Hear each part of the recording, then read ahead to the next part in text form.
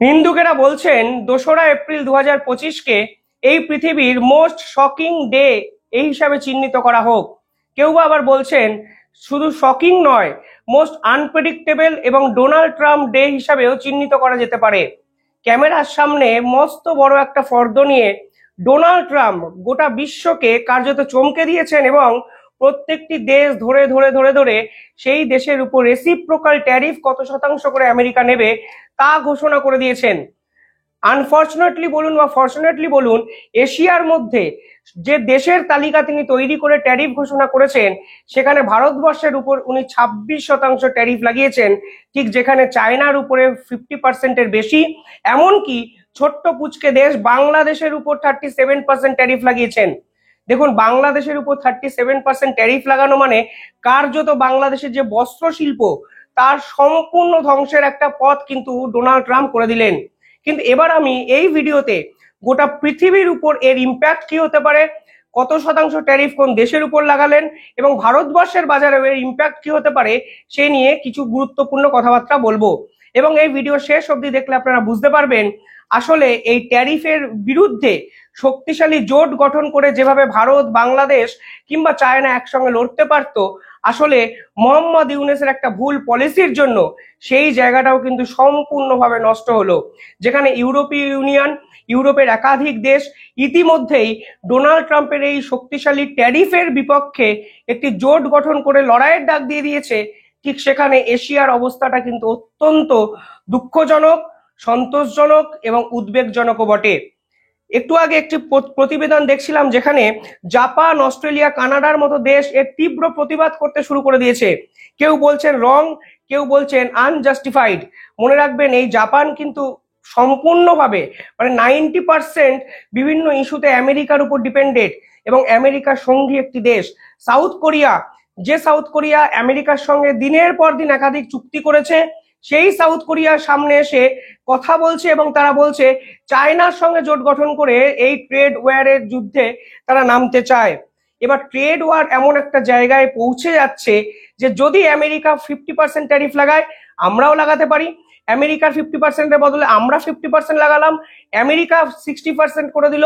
ফলে সব মিলিয়ে এই পরিস্থিতিটা আগামী 1 মাসের মধ্যে অত্যন্ত ইন্টারেস্টিং একটা বিষয় যাচ্ছে। এবং দিনের শেষে যে কথা বলতে হচ্ছে, ডোনাল্ড ট্রাম্পের এই পলিসিতে কিন্তু সাধারণ মানুষ, আমেরিকার সাধারণ মানুষ সব থেকে বেশি ভুক্তভোগী হবেন। কি বলা হয়েছে?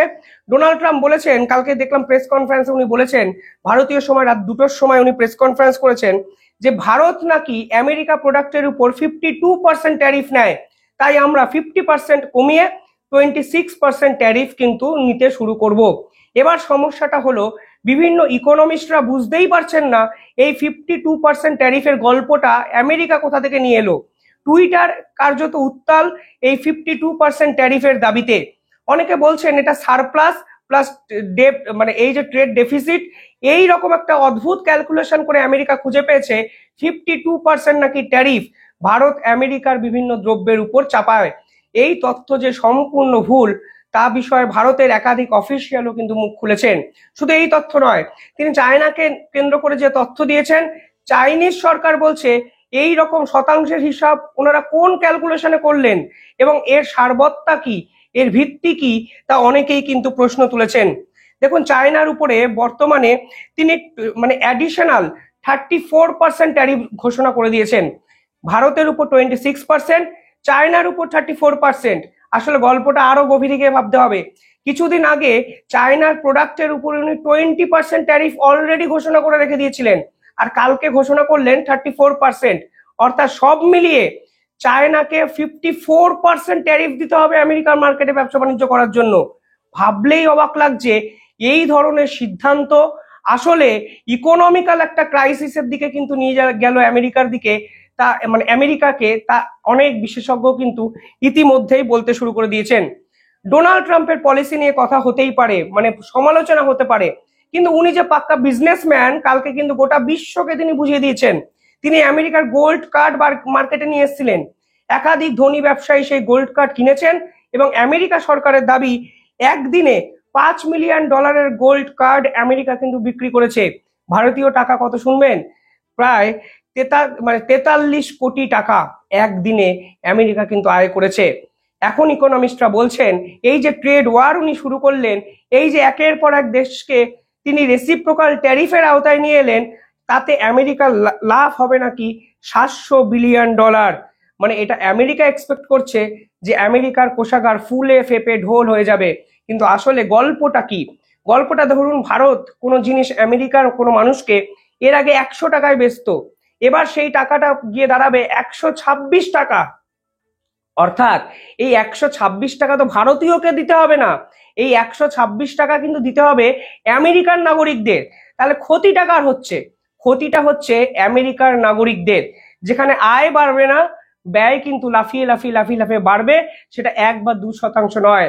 চাইনিজ প্রোডাক্ট কিনলে আমেরিকান নাগরিকদের আয় বাড়বে, মানে ব্যয় বাড়বে 54%, ভারতীয় প্রোডাক্ট কিনলে 26%। সেখানে বাংলাদেশের প্রোডাক্ট তারা যদি পারচেস করেন তাহলে ব্যয় বাড়বে প্রায় 40%। অর্থাৎ নিঃসন্দেহে সব থেকে বড় ধাক্কাটা কিন্তু আমেরিকার উপরে গিয়ে পড়বে। মূল্যবৃদ্ধির একাধিক তথ্য আমি দেখছিলাম, সেখানে তারা বলেছিল আমেরিকা সরকার এই প্রথমবারের জন্য মূল্যবৃদ্ধিকে ছুঁতে শুরু করবে। অর্থাৎ এক লাফে এক মাসে মূল্যবৃদ্ধি আমেরিকায় বাড়তে পারে 4%। দেখুন এই ডাটাগুলো 2%, 3%, 4% এইভাবে যত সহজে আমি বলে দিচ্ছি, আপনারা যদি তলিয়ে বা গভীরে গিয়ে রিসার্চ করেন দেখবেন এই 4%-এর অর্থই কিন্তু কয়েক হাজার কোটি টাকা সামগ্রিকভাবে। অর্থাৎ আমেরিকার কোষাগার হয়তো কোথাও না কোথাও ফুলবে, কিন্তু আমেরিকার নাগরিকদের অবস্থা কিন্তু অত্যন্ত খারাপ একটা জায়গায় যেতে শুরু করবে। অর্থাৎ আনপ্রেডিক্টেবল কেন বলেছিলাম প্রতিবেদনের শুরুতে, আপনারা হয়তো বুঝতে পারছেন। কারণ এই পার্টিকুলার রেসিপ্রোকাল ট্যারিফের বিপক্ষে আলটিমেটলি কি রিয়াকশন উঠে আসবে গ্রাউন্ড লেভেলে, তা কেউ প্রেডিক্টই করতে পারছে না। ইন্টারেস্টিংলি কথা হলো, তিনি বাংলাদেশের উপর 37% ট্যাক্স লাগিয়েছেন। এবার দেখুন বাংলাদেশের উপর 37% ট্যাক্স মানে কার্যত বাংলাদেশ কিন্তু ইকোনমিক্যালি ধ্বংসের দিকে চলে গেল। কারণ বাংলাদেশ 2024 সালের হিসাব আমি দিচ্ছি, 2024 সালে আমেরিকার মার্কেটে এক্সপোর্ট করেছিল $8.4 বিলিয়ন সামগ্রী, যার 97% কি জানেন? সেই 97% হলো বস্ত্র শিল্প। তার পরিমাণ ছিল $7.34 বিলিয়ন গভর্নমেন্ট, অর্থাৎ কাপড় জামা। অর্থাৎ 8.4 বিলিয়নের মধ্যে $7.34 বিলিয়ন বস্ত্র কিন্তু এক্সপোর্ট করা হয়েছিল বাংলাদেশ থেকে আমেরিকায়। এবার এই পুরো দ্রব্যের উপর 37% ট্যাক্স লাগিয়ে দিয়েছেন ডোনাল্ড ট্রাম্প। অর্থাৎ এইবার আমেরিকার নাগরিকরা যে সস্তা বিষয়টা ছিল বাংলাদেশের বস্ত্রে, সেটা তারা আর পেলেন না।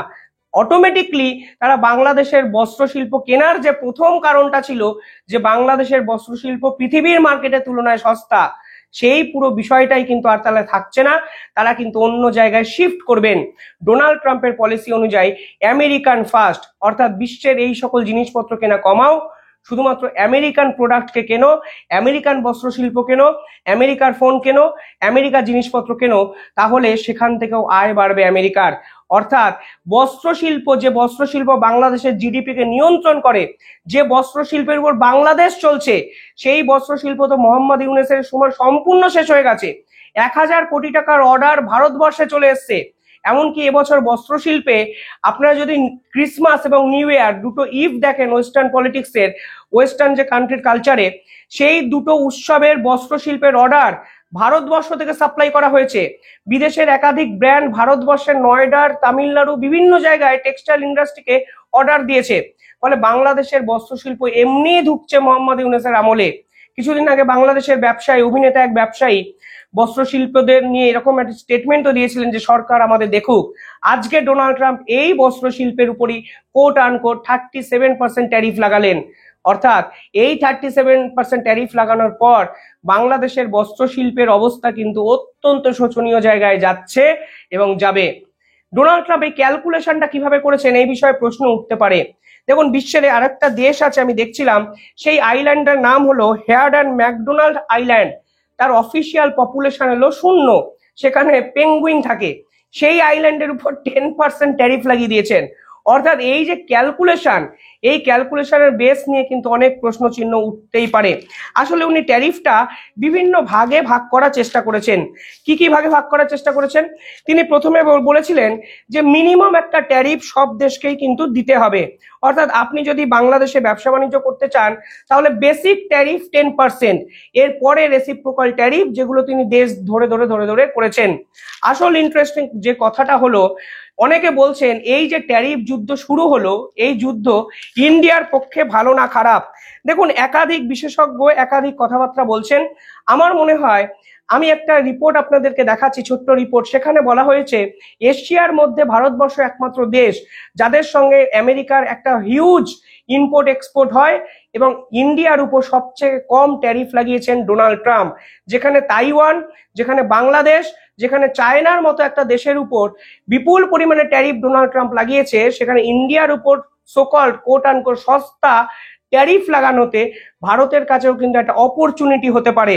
প্রথমেই যে অপরচুনিটি ভারতের জন্য খুলছে তা হলো টেক্সটাইল এবং গার্মেন্ট ইন্ডাস্ট্রি, যেখানে বাংলাদেশের উপর 37% ট্যাক্স ট্যারিফ, চায়নার উপরে 54% ট্যারিফ, সেখানে ইন্ডিয়ার কাপড় যদি এখন আমেরিকানরা কেনে সোকল কোট আনকোট 25 থেকে 26% ট্যারিফ দিতে হবে, যা ভারতবর্ষের কাছে কিন্তু একটা অপরচুনিটি। পাশাপাশি ইলেকট্রনিক্স এবং স্মার্টফোনেও কিন্তু ভারতবর্ষের একটা অপরচুনিটি খুলে যেতে শুরু করবে। কারণ ভিয়েতনাম এবং থাইল্যান্ড, যাদের ফোন আমেরিকানরা ব্যবহার করে, তাদের উপরে হিউজ ট্যারিফ লাগিয়ে দিয়েছেন ডোনাল্ড ট্রাম্প। সেখানেও কিন্তু ভারতবর্ষের বাজারটা আমেরিকানদের জন্য খুলে যেতেই পারেন। পাশাপাশি সেমিকন্ডাক্টর চিপ, যেখানে তাইওয়ান সব থেকে ভালো এই কাজটা করে, তাইওয়ানের উপর বর্তমানে আমেরিকা এত ট্যারিফ লাগিয়ে দিয়েছেন যে সেমিকন্ডাক্টর ইন্ডাস্ট্রিটাকেও ধরার চেষ্টা কিন্তু ভারতবর্ষ বিভিন্নভাবে করতে পারে। পাশাপাশি মেশিনিং, টয়েস, ফার্মা ইন্ডাস্ট্রি, একাধিক বিষয় আছে যে এই পার্টিকুলার বিষয়গুলো নিয়ে ভারত যদি সিরিয়াসলি আমেরিকার মার্কেটে ঝাঁপায়, তাহলে দেখবেন এশিয়ার মধ্যে অনেকটা আগে কিন্তু চলে যেতে পারে ভারত সরকার। পাশাপাশি এখানে দুটো অপশন ভারতের কাছে থাকতে পারে, নয় আমেরিকার সঙ্গে কোনো না কোনো ভাবে ট্রেড ডিলে যাওয়া, নয় জাপান, সাউথ কোরিয়া এবং চায়না যেভাবে শক্তিশালী জোট গঠন করে অলরেডি আমেরিকার বিরুদ্ধে যুদ্ধ ঘোষণা করে দিয়েছে, সেই রকম একটা সাউথ এশিয়ার শক্তিশালী জোট গঠন করা। কিন্তু সাউথ এশিয়ার জোটটা কার সাথে আপনি করবেন? সাউথ এশিয়া, বাংলাদেশ যদি একা লড়াই করার চেষ্টা করে, আমেরিকা এদেরকে পাত্তাও দেবে না। আর বাংলাদেশের কোনো বিপক্ষ মতে আমেরিকার কিছু যায় আসবে বলে মনেও হয় না। মানে কালকে বাংলাদেশ চিৎকার করলো, মোহাম্মদ ইউনূস সরকার চিৎকার করলো আমরা 30% ট্যারিফ দেবো না, ডোনাল্ড ট্রাম্পের বেসিক্যালি কিছু যায়ও আসবে না। ঠিক সেখানেই কিন্তু এক শক্তিশালী জোট গঠন করা প্রয়োজন ছিল, যে জায়গাটা মোহাম্মদ ইউনূস তার ভুল রাজনীতির জন্য কার্যত শেষ করে রেখে দিলেন। এই মুহূর্তে যদি চায়না, বাংলাদেশ, ভারতবর্ষ এবং সাউথ কোরিয়া এবং জাপান এরা যদি একত্রে একসঙ্গে মিলে একটা শক্তিশালী জোট গঠন করত, তাহলে কিন্তু ডোনাল্ড ট্রাম্পের এই ট্যারিফের বিপক্ষে লড়া যেত। কিন্তু এই মুহূর্তে সম্পূর্ণভাবে মোহাম্মদ ইউনূসের ভুল রাজনীতি, ভুল অদূরদর্শিতা এবং সমস্ত কিছু মিলিয়ে যেভাবে ভারত এবং বাংলাদেশের সম্পর্কটা তলানিতে গিয়ে পৌঁছেছে, সেখানে কিন্তু লড়াই করার জায়গাটা বাংলাদেশের সাথে অন্তত এই মুহূর্তে নেই।